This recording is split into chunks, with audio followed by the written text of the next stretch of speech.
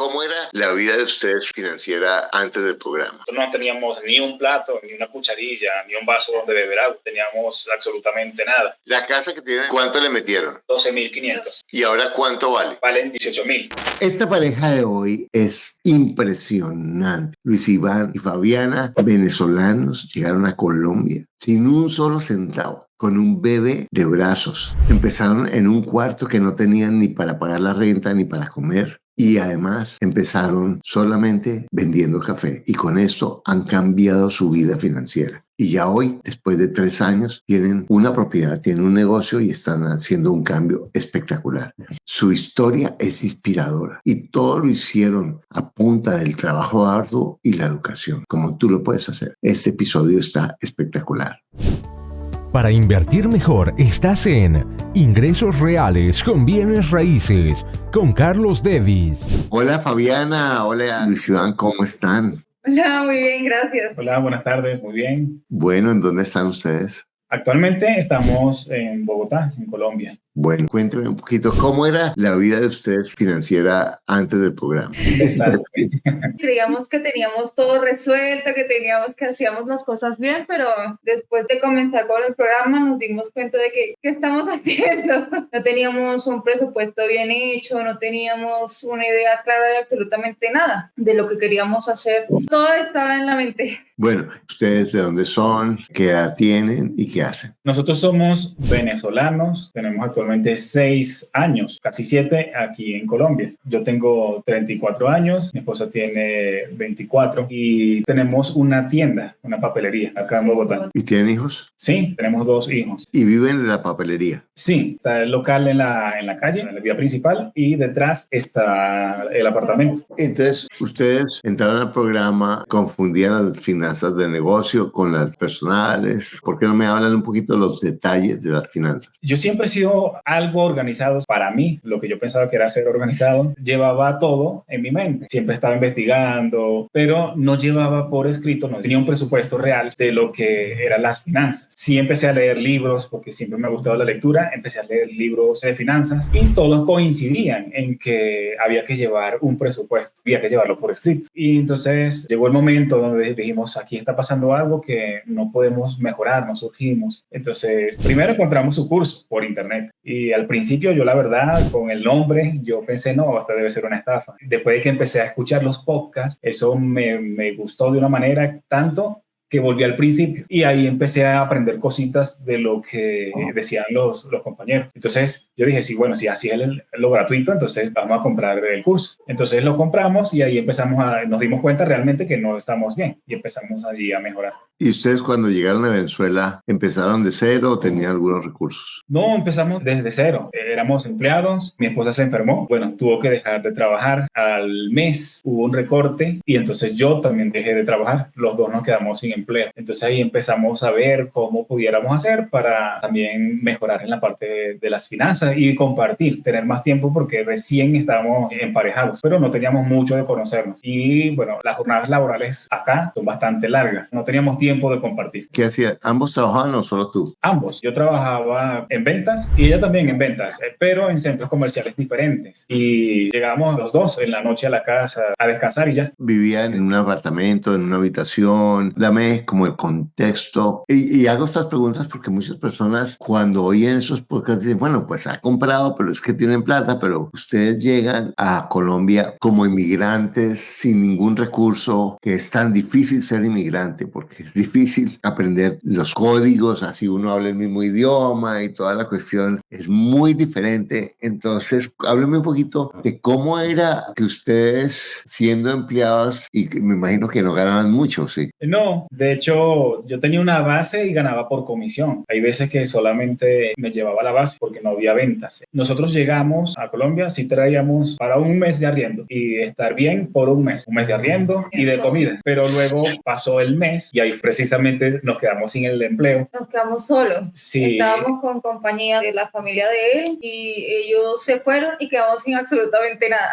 O sea, teníamos el puro cuarto, pero sin nada. Entonces él tuvo que llamar. Desocupado, sí, completamente desocupado. Y llamó a la mamá y le dijo, mira, necesito que por favor me ayudes. Y le prestó una plata para poder comprar cosas para comer, lo básico para estar esos días así. Pero entonces ustedes llegaron con un dinero que les alcanzaba para un mes y con la familia de Luis, y de ahí ustedes al mes se quedaron solos. Y ahí en ese mes tenían trabajo. No, en el mes que nos quedamos sin trabajo, igualmente nos quedamos solos en el apartamento. Y allí nosotros no teníamos ni un plato, ni una cucharilla, ni un vaso donde beber agua. Teníamos absolutamente nada. En ese tiempo estábamos con el niño de bebé, pues. Entonces, en ese momento, ustedes no tenían dinero, no tenían cosas, estaban recién llegados y tu mamá les prestó un poquito de dinero para comprar unas cosas básicas y comer, ¿cierto? Me imagino que unos días. Y de ahí, ¿qué hicieron? Porque entonces Fabiana no podía trabajar porque estaba con un bebé, ¿o sí? No podía trabajar. De hecho, se enfermó también. Era muy complicado. Y bueno, los ahorros que yo había tenido del trabajo, yo dije, bueno, nos quedamos sin trabajo, no tenemos nada. Hay que celebrar. Y nos fuimos por el norte y nos compramos un perro caliente. Recuerdo que nos alcanzaba uno para los dos. Entonces nos sentamos en un banquito y ahí ya fue lo que compartimos en ese momento. Qué hermoso es, porque algunas veces la vida, cuando estamos en esas situaciones, tenemos esa actitud de valorar cosas tan simples como esa. Un perro caliente entre los dos. Eso es hermoso. O sea, realmente es como con la comodidad nos volvemos intolerantes y desagradecidos, porque empezamos a subir, no, es que tengo que hacer eso, en vez de reconocer las cosas simples que yo puedo celebrar. Maravilloso. Entonces celebraron, ¿y qué hicieron? Bueno, ahí también nos quedaba algo que nos pagaron ya a los días. Me pagaron lo que me correspondía de la semana. Bueno, nosotros veíamos que muchos venezolanos vendían café y cigarrillo. Entonces yo dije, bueno, vamos a comprar un termo y compramos cigarrillos y compramos café. Iniciamos con eso. Bueno, a mí me daba demasiada vergüenza, mucha pena vender, y yo decía, un café, cigarrillo, pero muy suavecito porque no me salía. Me daba mucha pena porque yo jamás había hecho algo así. Bueno, eso me ayudó mucho a derribar muchas cosas mentales que tenía también, y ya al final lo hacíamos muy bien. De hecho, nos iba mejor que a los demás y la gente también nos corría, nos echaban la policía porque veían que a nosotros nos iba mejor que a ellos. ¿Tú qué hacías en Venezuela? Daba clases. ¿De qué? Yo soy docente de educación primaria, pero trabajaba con el sistema de orquesta. Trabajaba en la parte musical. En los colegios se abrían núcleos o módulos y yo les daba clase a los niños de esa escuela y después los pasamos a las orquestas. ¿Y qué tocabas? ¿Qué instrumento? Más que todo era la parte de flauta dulce y agrupaciones corales infantiles. Enseñar a los niños a cantar. Bueno, y entonces tú comienzas a vender café y Fabiana estaba enferma mientras tanto, o ambos salían. Sí, ahí vamos los dos y nos llevamos al niño chiquitico. Entonces tenían un termo y un carrito. ¿Cómo cargaban las cosas? ¿O una...? En la mano. No, sí. solo un termo porque íbamos caminando, a veces nos deteníamos en un lugar. Después ya teníamos 2 termos, logramos a tener hasta 4 termos, pero pasaban muchas cosas. ¿Y ustedes caminaban todo el día, los dos vendiendo el café? Era más que todo en la mañana temprano y por las noches. Nos dimos cuenta de que no era rentable todo el día, entonces tratamos de buscar los momentos fuertes. Una de las cosas que comentábamos entre nosotros era que eso era momentáneo, teníamos que ver qué hacer y empezamos a investigar qué podíamos hacer. Una de las cosas que también vimos fue que las personas, o en casi todos los negocios, se hacía recarga celular, pago de facturas. Entonces yo intenté con una empresa para colocarme como un distribuidor y darse los servicios a los negocios. Yo no quería ser un punto de venta, sino yo quería ser un distribuidor. Entonces íbamos haciendo las dos cosas al mismo tiempo. ¿Un distribuidor de qué? Un distribuidor de servicios de corresponsal de recarga celular. Es decir, yo voy a un punto, a un negocio y les ofrezco los servicios para que ellos tengan recarga celular y por eso yo me gano una comisión. Perfecto. O sea que tú estabas optimizando. Bueno, me decían que a ustedes les iba mejor vendiendo el café que a otros. ¿Por qué les iba mejor? ¿Qué hacían ustedes diferente para que les fuera mejor? Siempre teníamos una muy buena presentación.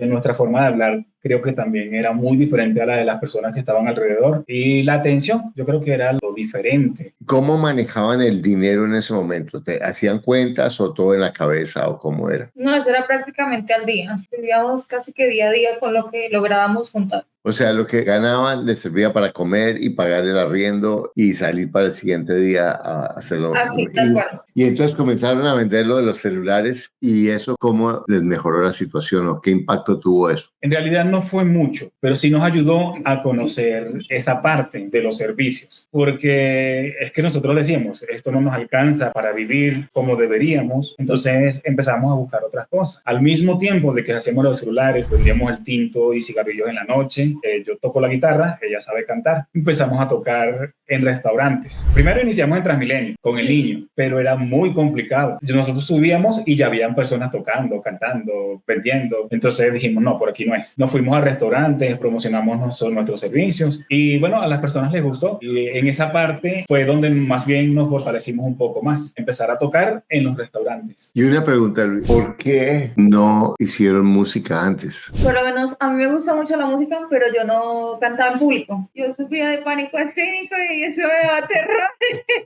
Entonces, una vez estábamos nosotros practicando, porque nosotros practicábamos constantemente. Entonces, había una vecina que estaba al lado y me dice, pero es que usted canta muy lindo, me gusta cómo canta. ¿Por qué no intentan cantar así en la calle? Digo, yo tengo un hijo que se dedica a esas cosas. A mí nunca me había pasado eso por la cabeza de que yo iba a hacer una cosa como esa. Después de ver toda esa situación, dijimos, podemos hacer el intento a ver cómo nos va con eso. Y fue por ese comentario que nosotros pensamos en esa posibilidad de la música. Y cuando comenzaron a cantar en los restaurantes, ¿cuál fue el acuerdo económico que hicieron con los restaurantes? No, nosotros hablábamos con los dueños. Ellos decían que no tenían recursos, sino que tampoco tenían el tiempo de estar esa parte, sino que cantáramos y el que nos quisiera colaborar, que nos colaborara. Entonces, así fue el acuerdo que hicimos con los restaurantes. ¿Y cómo les fue con respecto a lo del café y los celulares con el canto? No, la diferencia fue mucha. Lo del canto, la música fue muy bueno. Las personas fueron muy receptivas, les gustó mucho y entonces nos apoyaron bastante, más de lo que habíamos pensado. Tanto así que dejamos lo del tinto, porque seguimos solamente con la música. ¿Y ahí cuándo me conocieron ustedes? ¿Cuánto tiempo después de eso? Nosotros ahorramos, abrimos nuestra primera papelería con todos los servicios. ¿Cómo llegaron a la papelería?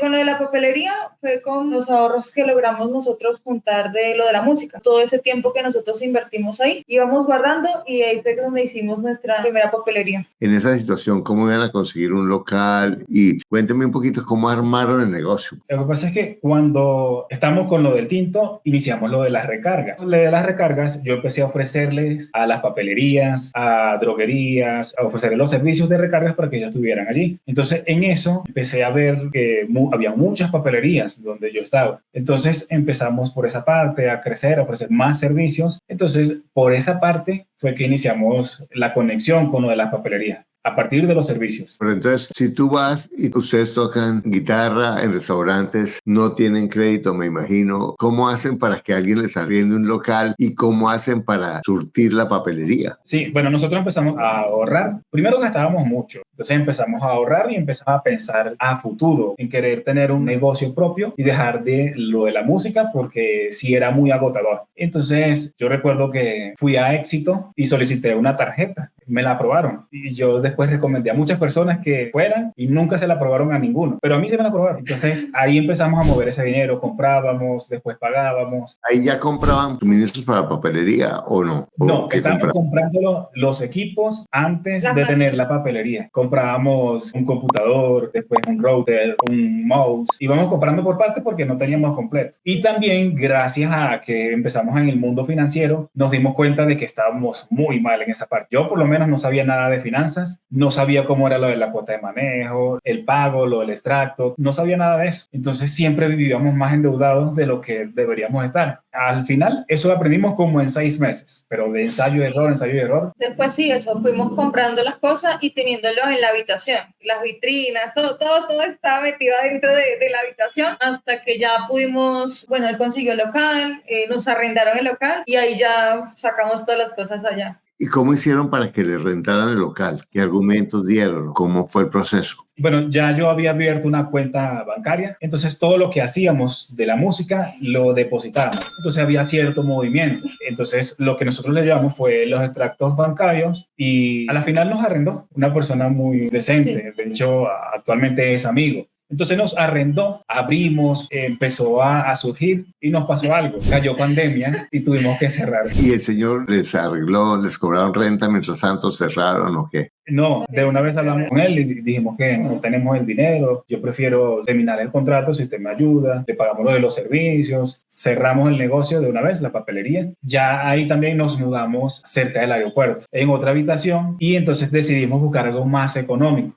Y pasada la pandemia, ¿y qué hicieron? Ahí nos pasamos a un garaje. No tenía luz, no tenía agua. Todo lo habíamos invertido. No teníamos nada de recursos. Entonces nos pasamos a ese garaje y al lado había una habitación. Nos metimos en la habitación y en el garaje guardaban un carro. A la final ya teníamos mejor crédito allí. Entonces yo saqué un crédito y le dije a la señora de la casa que íbamos a arreglar el espacio, que íbamos a colocarle luz, que le íbamos a arreglar las instalaciones de agua para poder nosotros estar. Bueno, ahí nos colocamos más cómodos y empezamos a vivir allí. Entonces, la señora, ella tenía una papelería. Entonces, ella nos dijo, bueno, se los vendo. Y yo, pero no tenemos el dinero. Bueno, ahí hablamos con mi mamá. Mi mamá en ese entonces vendió su casa. Y me dijo, cómprate ese negocio y después me lo vas pagando. Le compramos el negocio a la señora y le quedamos debiendo una parte. Ahí es donde estamos actualmente. El garaje lo convertimos en un apartamento, lo arreglamos nosotros mismos, lo diseñamos. Cuando dices compraste el negocio, ¿incluida la casa o solo el negocio? Solo el negocio, Solo solo el el negocio. negocio. O sea que ustedes todo el arreglo lo han hecho en la casa de la señora. Sí, ya después de eso empezó a surgir el negocio muy bien, se estabilizó bastante bien, salimos de deuda nosotros, le pagué a mi mamá lo de la casa, logramos entre crédito y ahorros, compramos un autobús en Venezuela. Bueno, cuéntame cómo llegaron a comprar la propiedad que tienen. Bueno, la propiedad que compramos es en Venezuela. Ahorita este año que fuimos, llevamos otros ahorros que teníamos. Teníamos el autobús, teníamos más ahorros. Fuimos, empezamos a buscar casas. Ya habíamos hecho el curso avanzado. Teníamos esa fiebre de comprar, pero hacerlo bien. Entonces fuimos, empezamos a buscar. Vimos muchas casas, pero que no cumplían con las condiciones. Y vimos una casa que estaba en un sector muy, muy bueno. Panadería enfrente, restaurantes,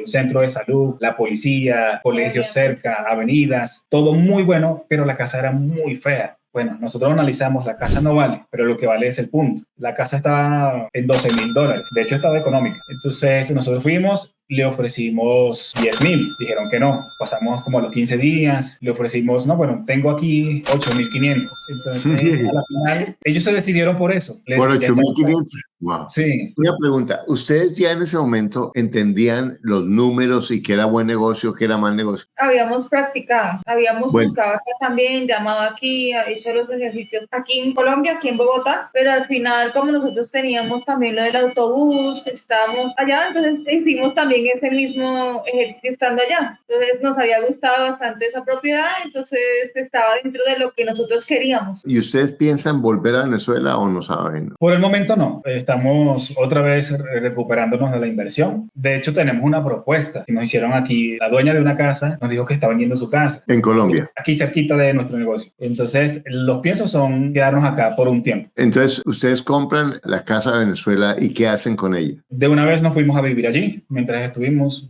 con mi mamá también. Allá son casas horizontales, son muy grandes. El lote es de 17 por 15 y tiene 2 casas en una, tiene 2 puertas. Entonces, lo que hicimos fue contratar a una persona que nos ayudara a levantar la casa porque el techo estaba muy bajito y estaba dañado. Le cambiamos todo el techo y se mandaron a colocar unas ventanas más grandes. Se empezó a remodelar un poco. Eso le aumenta mucho el valor. Todavía no se ha terminado de arreglar, pero ya casi que se termina. Te escuché que dijeron, nos fuimos a vivir allá, pero no tenían una papelería en Colombia. No, el tiempo que estuvimos de vacaciones en Venezuela, que fueron los 3 meses que estuvimos allá mientras hacíamos todo lo del negocio, reparados y todo eso, nosotros que estuvimos en la casa, mientras terminamos de acomodar todo. Ok, y entonces, la casa que tienen en Venezuela, ¿cuánto le metieron? Entre los gastos, entre registro, toda la documentación y los arreglos, 12,500. ¿Y ahora cuánto vale? Las casas, ya hemos preguntado, valen 18,000. Muy bien. ¿Y la tienen arrendada o todavía no? Sí, una parte solamente, un solo apartamento, mientras el otro se está arreglando. ¿Eso la pagaron con los ahorros que habían tenido? Sí. O sea, no se endeudaron para eso. No, para nada. ¿Y qué renta les está dando eso? Nosotros queremos que nos rente por mes el 1% del valor de la propiedad, sí que sería un 12% al año. Actualmente no está cumpliendo porque nos falta una parte de arrendar, pero estamos recibiendo $100 de arriendo mensual. ¿Y cuánto les falta para terminar la propiedad? Este mes ya se termina. ¿Y qué tan fácil de vender esa propiedad? Si la fueran a vender en forma realista, ¿en cuánto la venderían rápido? Para venderla rápido, se tendría que vender en 16. De hecho, nosotros estando allí, llegaban muchas personas y nos decían, esta es la casa que están vendiendo. Ahora vamos a la casa que quieren en Colombia. ¿Cuánto vale? La casa que está en Colombia está de 2 pisos terminados y la señora nos dijo que 350 le habían ofrecido. Ella me dice que el valor para ella es de 400. Y yo le digo, no hay problema. Si usted quiere que le pague los 400, yo se los pago. Solo que déjenos y se la pagamos por parte. ¿Y qué dijo la señora? Dijo que analizara cuánto nos puede dar el banco y que hiciera algunas ventas también o que pudiera reunir todo lo que pudiera y después nos vamos a sentar a hablar. Ya estaríamos en ese proceso. Hace como 10 días vendimos el autobús. ¿Y cuánto? $12,000. ¿Esa casa tiene cuántas puertas? Esta casa tiene 2 puertas. Es de 6x12. Está muy bien acabada. Yo, de hecho, le hice un trabajo a ellos allí. Conozco bien la casa. En mi mente ya la modifiqué. Y tiene 2 puertas. Actualmente se pudiera rentar en 1 millón cada apartamento. Bueno, pero ¿ustedes han hecho los números? No, de esta casa no hemos hecho los números. O sea, eso fue esta semana que nos dijeron, más no nos hemos sentado como tal a mirar. ¿Cuánto van a recoger del autobús? Son 50 millones el autobús. O sea que la casa son 400 millones, que son cerca de $100,000. Los 50 millones son cerca de $10,000. Pero una pregunta, si ustedes van a hacer la cuenta con los intereses en Colombia, puede que tengan haciendo un esfuerzo muy grande la cuota inicial, pero les va a quedar una cuota mensual muy alta. Entonces, yo no veo la rentabilidad de ese negocio. Nosotros le hablamos a la señora, de hecho es una señora que nos tiene mucho cariño y lo que yo quiero no es sacarlo con un crédito hipotecario, sino sacarlo con ella misma, que ella nos financie la propiedad. ¿Por qué no pagamos tanto interés? No sería con el banco porque ya he entendido muy bien cómo funcionan los créditos y no queremos así porque si no va a ser del doble o hasta más para pagarlo. Y esa es una buena estrategia si los números dan, que lo dudo acá, porque si dan, vamos a decir que recogen 80 millones como una cuota inicial, quedan debiendo 320. Vamos a decir que le pagan ¿qué interés? Más o menos. Eso O sea, fue pagarle los 400. los 400. No hablamos de intereses. De hecho, casi no hemos hablado. Eso fue así una conversación muy corta. Pero, ¿y los 400 cómo se los pagarían? Ahí tendría que buscar yo otras formas, ver cómo pagarle Ya, así mensualidad. ¿Ya la casa está paga? La de ella, sí. Bueno, y una pregunta. ¿Esa señora para qué quiere la plata? Ellos son mayores. Son 2 hermanas que ya son mayores. Ellos tienen otras casas. Y no me dio tiempo de hablar porque ellos solamente vinieron, limpiaron y se fueron. Casi no hablamos allí. Pero sí es el propósito reunirnos y hablar sobre eso. Aplicar todas las estrategias que aprendimos en el curso. Porque mira, si hablamos de una propuesta que dudo que se la acepte, que es, por ejemplo, señora, le quedamos debiendo 320 millones, vamos a pagárselos en 10 años sin intereses, que es una propuesta muy audaz que dudo que se la acepte, pero solamente la hacemos como un ejercicio. Son 320 millones que quedarían debiendo y vamos a decir que son 10 años, son 120 meses. Entonces les quedaría 2.6 millones de pesos sin intereses durante 10 años. Les repito, no creo que lo acepte. Aún así, tendrían un flujo negativo si ustedes lo arriendan en 2 millones de pesos y fuera de eso tienen que pagar los impuestos y los seguros. Eso se les va a volver una carga. Pero mira una cosa, yo les quiero proponer otra idea. Yo sé que lo bonito es más agradable que lo feo, ¿cierto? Ser joven es mejor que ser viejo. Estar saludable es mejor que estar enfermo. Ese Carlos sí es sabio, ¿cierto? Pero el punto es el siguiente. Ustedes tomaron su plática de Venezuela y la doblaron prácticamente comprando la casa más fea en el mejor vecindario. Si ustedes compran una casa que sea fea, es más probable que una persona dueña de una casa fea sea flexible en el precio y en los términos de pago que alguien que tiene una casa tan bonita.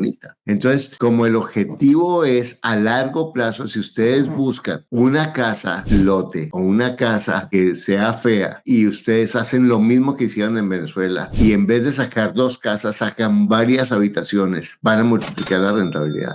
De hecho, me gusta la casa porque está al lado de nuestro negocio. Fácilmente nosotros le podemos hacer un local a esa casa y ahí se pudiéramos pasar el negocio. Entonces, lo del arriendo del local lo pasaríamos para allá también. Y hay varias cositas que están en positivo. Cada piso tiene un apartamento, pero grande. Se puede dividir en 2 y ya saldrían 2 apartamentos. Eso aumentaría un poco la rentabilidad. Muy poco, pero sí la aumentaría. Por ahí a 800,000 pesos más. Otra cosa, si la señora es de edad, algo que podría decir, mira señora, ¿por qué no le pagamos una pensión? Le damos 80 millones, para decir cualquier cosa, nos financia a 10 años y durante 10 años le pagamos el 5% de interés sobre esa plata, garantizada por hipoteca, de manera que ella tenga su platica garantizada por ustedes. Es más, ella vive sola. Con su hermana. Hasta ustedes podrían ver cómo ella puede vivir en la misma casa. ¿Me explico? Como parte del pago. Porque ¿qué es lo que funciona en los bienes raíces o en cualquier negocio? Es ¿qué es lo que yo puedo hacer para solucionarle un problema? Entonces, la señora, ¿por qué está vendiendo la casa? No, todavía no sabemos. La tienen desocupada de hace ya más de un año. Perfecto. Entonces, lo que le puedes decir, mire señora, primero averigüen por qué la está vendiendo y miran cómo le hacen una propuesta que a lo mejor ustedes le dan esa cuota inicial y ustedes le pagan mensualmente un interés y a lo mejor la señora le interesa eso. ¿Me explico? Yo no sé si sea 5% o 6%, pero un interés que sea más bajo que el banco, pero que sea negocio para ustedes. Sí, claro.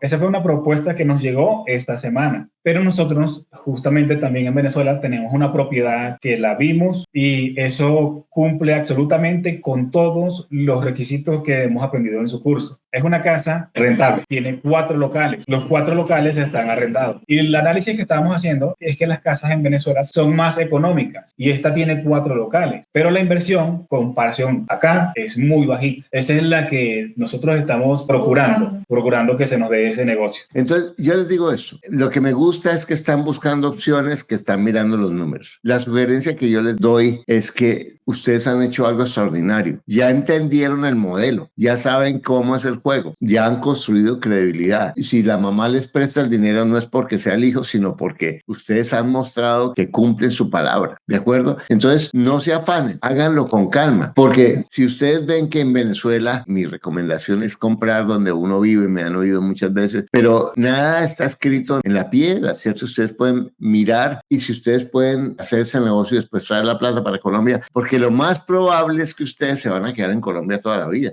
Y no es tan fácil decir, bueno, nos vamos otra vez a empezar de cero en Venezuela, que puede que lo hagan, pero no lo veo muy probable. Entonces, háganlo con paciencia, no se presionen a invertir sencillamente porque tienen la plata, ¿de acuerdo? Entre los dos ya tienen el modelo, busquen y háganlo con calma. Yo les quiero preguntar una cosa, ¿qué duda tienen ustedes de que en 10 años fácilmente ya van a tener la libertad financiera? No, ninguna, no hay duda. Ninguna, ¿cierto? Yo lo sé, porque mire de dónde ustedes vinieron. Y además, en el proceso han hecho cosas maravillosas como crear un equipo económico entre los dos, ¿cierto? Porque ustedes no solamente son padres y son esposos, sino son socios. Y han pasado momentos muy difíciles como pareja, porque trabajar con la pareja es difícil, pero trabajar sin plata y en esas condiciones y con un bebé de 2 años, Dios mío, ustedes son unos héroes. Los felicito. Bueno, ¿qué mensaje le darían a una persona que está empezando, que no tiene ni idea de qué va a hacer, ni tiene ni para la comida y tiene el cuarto desocupado? Bueno, yo, base a mi propia experiencia, digo es que estudien finanzas y sobre todo que hagan caso. Hagan caso a lo que dicen los que saben. Muchas veces nosotros leemos